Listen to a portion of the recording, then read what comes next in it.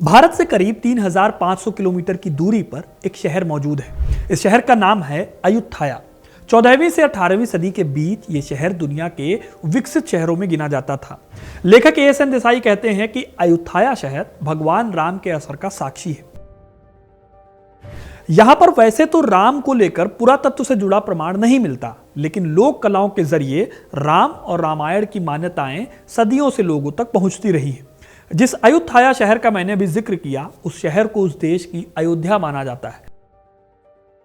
यही नहीं, इसी शहर से कुछ दूरी पर एक और शहर है। इस शहर का नाम है लोपबुरी। मान्यता है कि भगवान राम के बेटे लव के नाम पर इस शहर का नाम रखा गया। ये दोनों शहर मौजूद हैं थाईलैंड में, जहां पर हिंदू धर्म का एक समय पर बहुत ज्यादा प्रभाव हुआ करता था। थाईलैंड को आज लोग टूरिस्ट प्लेस के तौर पर जानते हैं। ये वो देश है जहां की नाइट लाइफ के बारे में बहुत ज्यादा चर्चा की जाती है। इस देश की इमेज ऐसी बनाई गई है कि इसके टूरिज्म की वजह से कई लोग कई बार इस जगह का नाम लेने से हिचकिचाते भी हैं। लेकिन इस देश का अपना बेहद खास इतिहास भी है। थाईलैंड के इस इतिहास का कनेक्शन है भारत से, और इस कनेक्शन का एक खास बिंदु है हिंदू धर्म। आज आपको थाईलैंड में हिंदू धर्म के बड़े बड़े मंदिर देखने को मिलेंगे। शायद आप यकीन न करें, लेकिन थाईलैंड के राष्ट्रीय ग्रंथ के रूप में यहाँ की थाई रामायण को मान्यता दी जाती है। इसके साथ ही थाईलैंड की अपनी अयोध्या है, जिसे यहाँ अयुत्थाया कहा जाता है। भले ही आज यहाँ पर 80% से ज्यादा आबादी बौद्ध है, लेकिन फिर भी आपको हिंदू संस्कृति बड़े पैमाने पर देखने को मिल जाएगी। आज भी थाईलैंड के राजा खुद को विष्णु का अवतार मानते हैं। रामायण और महाभारत के प्रसंग आपको हर जगह पर कठपुतली शो और थिएटर कार्यक्रमों में दिखाए जाते हैं। हिंदू धर्म की यहाँ पर काफी मान्यता है। आज मैं आपको थाईलैंड और भारत के इतिहास के बीच हिंदू धर्म के इस कनेक्शन के बारे में बताऊंगा। कैसे यहाँ हिंदू धर्म पहुंचा और आखिर क्यों हिंदू धर्म धीरे धीरे थाईलैंड में काफी कम हो गया, ये सब जानेंगे इस वीडियो में। तो वीडियो को इन तक जरूर देखिएगा, क्योंकि अपना इतिहास नहीं जानोगे तो खुद को कैसे पहचानोगे। भारत और साउथ ईस्ट एशिया के देशों के बीच कल्चरल और कमर्शियल कनेक्शन काफी पुराना रहा है। भारत के संस्कृत क्लासिक्स और पाली भाषा के ग्रंथों में इस देश के साथ जुड़ाव के कई सबूत मिलते हैं। उदाहरण के लिए कथाकोश और स्वर्ण भूमि जैसे नामों से साउथ ईस्ट एशिया को बुलाया जाता है। इसका अर्थ होता है भगवान की भूमि और सोने का द्वीप। इसे पता चलता है कि इस क्षेत्र से भारत के ट्रेडर्स को ट्रेड करने में काफी मुनाफा होता होगा। यहाँ पर मसालों, सुगंधित लकड़ी और सबसे इंपॉर्टेंट सोने का व्यापार बहुत सालों से होता चला आया था। इसीलिए आज के टाइम पर कई इतिहासकार थाईलैंड को ग्रेटर इंडिया का ही हिस्सा मानते हैं। ग्रेटर इंडिया भारत के उस दौर के भारत को कहा जाता है जब अपने सांस्कृतिक और व्यापारिक प्रसार के साथ साथ भारत ने पूरे साउथ ईस्ट एशिया के देशों में अपना प्रभाव जमा लिया था। भारत का इन देशों पर सांस्कृतिक रूप से इतना जबरदस्त प्रभाव था कि इसका अस्तित्व सदियां गुजर जाने के बाद आज भी कायम है। इसी कनेक्शन के रास्ते थाईलैंड में हिंदू धर्म और बौद्ध धर्म का भी उदय हुआ, जो आगे चलकर तेजी से फला फूला। बात करें हिंदू धर्म की, तो थाईलैंड में माना जाता है कि कई रास्तों से हिंदू धर्म थाईलैंड में पहुंचा।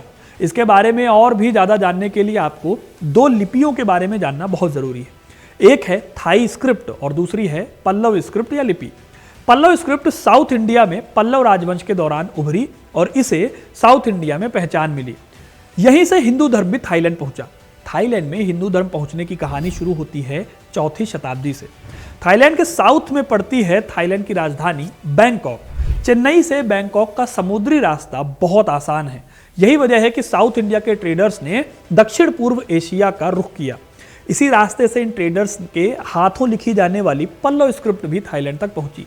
इसी पल्लव स्क्रिप्ट से ही साउथ ईस्ट एशिया की कई भाषाएं निकली, जैसे कि जैवनीज, बैलिनीज, कावी और खमेर। यही वजह है कि थाई लिपि और दूसरी साउथ एशियन जो लिपियां हैं वो पुरानी तमिल पल्लव लिपि से मिलती हैं। इस तरह माना जाता है कि व्यापार करने वाले व्यापारियों ने अपनी भाषा और लिपि को थाईलैंड में पहुंचाया और इसी भाषा और लिपि के जरिए हिंदू धर्म भी यहां पहुंचा। वहीं कुछ इतिहासकार ये मानते हैं कि हिंदू धर्म व्यापार के जरिए यहां पहुंचा था, लेकिन इसका रास्ता जो है वो अलग था। माना जाता है कि हिंदू धर्म पहले थाईलैंड के करीब कंबोडिया पहुंचा और फिर कंबोडिया से होते हुए ये थाईलैंड आता है। इस ट्रेड में तरह तरह की चीजों को खरीदा और बेचा जाता था, जैसे कि मसाले, कपड़े या फिर ज्वेलरी। आज तो आपको ऑनलाइन तरह तरह की आर्टिफिशियल ज्वेलरी देखने को मिल जाएगी, जिन्हें पहनकर आपको बिल्कुल क्लासिक ज्वेलरी लगेगी, लेकिन उस टाइम पर बिल्कुल असली मटेरियल यूज़ होता था इनको बनाने के लिए। अगर आप चाहें तो मिंत्रा पर आपको ऐसी ज्वेलरी आसानी से देखने को मिल जाएगी जो आपको बिल्कुल क्लासिक वाली फील देगा। तो आप शॉप नाउ पर क्लिक करके इसे देख सकते हैं और आपको यहाँ पर एक अच्छी ज्वेलरी देखने को मिल जाएगी जिसे आप गिफ्ट भी कर सकते हैं। फिलहाल हम कहानी में आगे बढ़ें तो historian Karamvir Singh cultural dimensions of India Thailand relations a historical perspective नाम के अपने रिसर्च पेपर में लिखते हैं कि भारत के व्यापारी अपने साथ भारतीय धर्म, संस्कृति, परंपराएं और साथ ही साथ दर्शन शास्त्र को दक्षिण पूर्व एशिया के तटों पर लेकर आए। उनके हिसाब से ये प्रोसेस कुछ ऐसे हुआ होगा कि भारत के ब्राह्मण, पुजारी, बौद्ध भिक्षु, विद्वान और कई दूसरे लोग दक्षिण पूर्व एशिया के मूल निवासियों के बीच भारतीय संस्कृति का प्रसार कर रहे थे। इस दौरान कई व्यापारियों और ब्राह्मण पुजारियों ने लोकल लड़कियों से शादी की और इन लोगों को अक्सर राजा के दरबार में नौकरी मिल जाया करती थी, जिससे इनका रुतबा और भी ज्यादा बढ़ जाता था। करमवीर सिंह ये भी बताते हैं कि ताकुआपा नाम की जगह पर एक तमिल शिलालेख मिलता है जो साउथ इंडिया के पल्लव क्षेत्र और दक्षिणी थाईलैंड के बीच ट्रेडिंग रिलेशंस की गवाही देता है। ठीक इसी तरह से मणिकर्मम नाम की जगह पर दक्षिण भारतीयों के ट्रेडिंग कॉरपोरेशन ने यहाँ पर एक बस्ती बसाई थी, जहाँ पर अपना मंदिर और तालाब भी उन्होंने बनवाया था।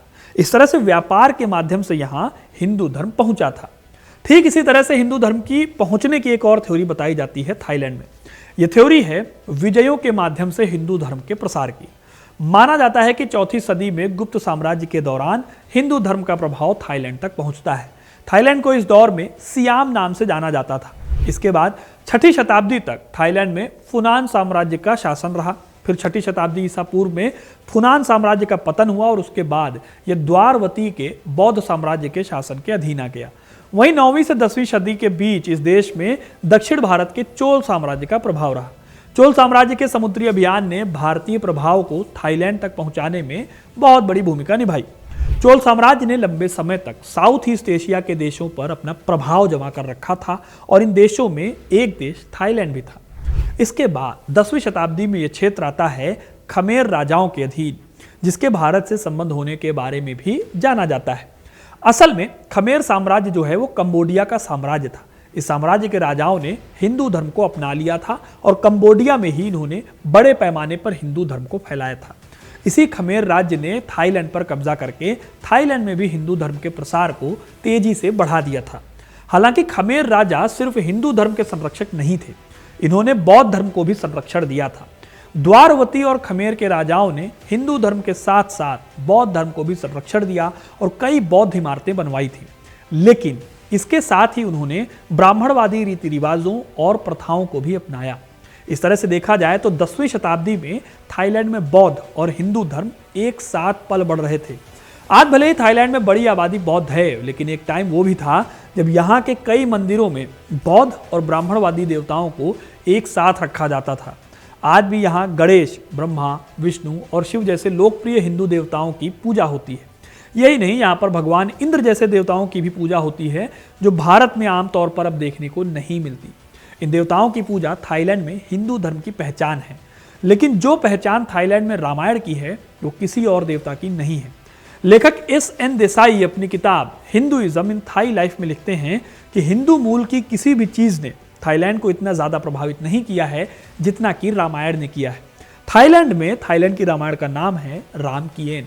माना जाता है कि इस कहानी का संबंध रामायण और बौद्ध धर्म के ग्रंथ दशरथ जातक से है। 300 रामायणा किताब लिखने वाले रामानुजन का मानना है कि रामकियन ग्रंथ महर्षि वाल्मीकि द्वारा लिखी गई रामायण के काफी करीब है। एग्जाम्पल के लिए रामकियन ने थॉस्कन नाम का एक किरदार है जो कि रामायण में रावण का किरदार है। इस महाकाव्य में कई प्रसंग बौद्ध मंदिरों की दीवारों पर उकेरे गए हैं। माना जाता है कि ट्रेड के माध्यम से ही रामायण भी 7वीं सदी के आसपास यहाँ पहुंची थी। आज थाईलैंड में रामायण को राष्ट्रीय ग्रंथ माना जाता है। एक बौद्ध देश होने के बावजूद आपको यहाँ हिंदू धर्म की डोमिनेंस बड़े पैमाने पर दिख जाएगी। रामायण की कहानी को थाईलैंड में इतना पवित्र माना जाता है कि थाईलैंड की अपनी अयोध्या भी है। इस अयोध्या को यहाँ पर अयुथाया कहा जाता है, जिसके बारे में मैंने आपको शुरुआत में बताया। माना जाता है कि 13वीं शताब्दी के बाद चक्री वंश के राजाओं ने थाईलैंड पर कब्जा किया और उन्होंने भगवान राम के बढ़ते महत्व के चलते राम की उपाधि धारण की। फिर ये नाम पीढ़ी दर पीढ़ी राजाओं ने अपने नाम के आगे लगाना शुरू कर दिया। आज भी थाईलैंड के राजा राजा राम के रूप में गद्दी पर बैठते हैं। वर्तमान राजा चक्री वंश के 10वें राम हैं जो राजा हैं। असल में चक्री में जो चक्र है वो राम या विष्णु के शस्त्र चक्र से लिया गया नाम है। चक्री वंश के वर्तमान राजा को राम दशम कहा जाता है। इससे पहले इस वंश में राम के बाद राजा अपने नाम के साथ राम का नाम लगाते रहे।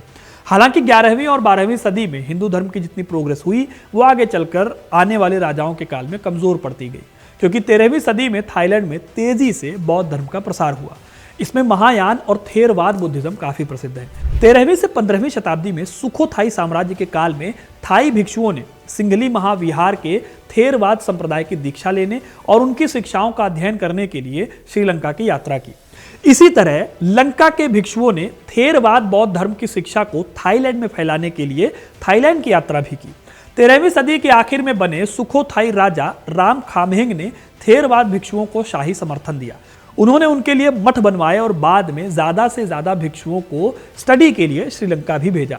इस तरह से जो बौद्ध धर्म 13वीं सदी में संरक्षण मिलता है उसको वो 18वीं सदी तक चलता रहा था। इस कड़ी में हिंदू धर्म पीछे रह गया, लेकिन एक अच्छी बात यह थी कि सांस्कृतिक रूप से हिंदू धर्म की मान्यताओं और परंपराओं में कमी नहीं आई। इसकी वजह यह भी थी कि यहाँ धर्म को लेकर होड़ नहीं थी, बल्कि दोनों धर्म एक साथ ग्रो कर रहे थे। हालांकि समय के साथ लोगों ने हिंदू धर्म को छोड़कर बौद्ध धर्म अपना लिया। आज के टाइम पर आपको पूरे थाईलैंड में बौद्ध धर्म के लोग दिखेंगे, लेकिन 80% से ज्यादा बौद्ध आबादी होने के बावजूद आपको हिंदू धर्म का प्रभाव यहाँ दिख जाएगा। यहाँ पर ज्यादातर थाई हिंदू बैंकॉक, चोनबुरी और फुकेत में रहते हैं। यहाँ के राजा अपने नाम के आगे राम का नाम लगाते हैं और साथ ही आपको रामलीला का मंचन और कठपुतली रामायण भी देखने को मिल जाएगी। तो दोस्तों, ये था इतिहास हिंदू धर्म के थाईलैंड पहुंचने का। आपको कहानी कैसी लगी कमेंट करके जरूर बताइए। वीडियो को लाइक और शेयर करना ना भूलें और ऐसी इंटरेस्टिंग कहानियों के लिए, इतिहास से जुड़े रहने के लिए हिस्ट्री कनेक्ट को सब्सक्राइब जरूर करें। धन्यवाद।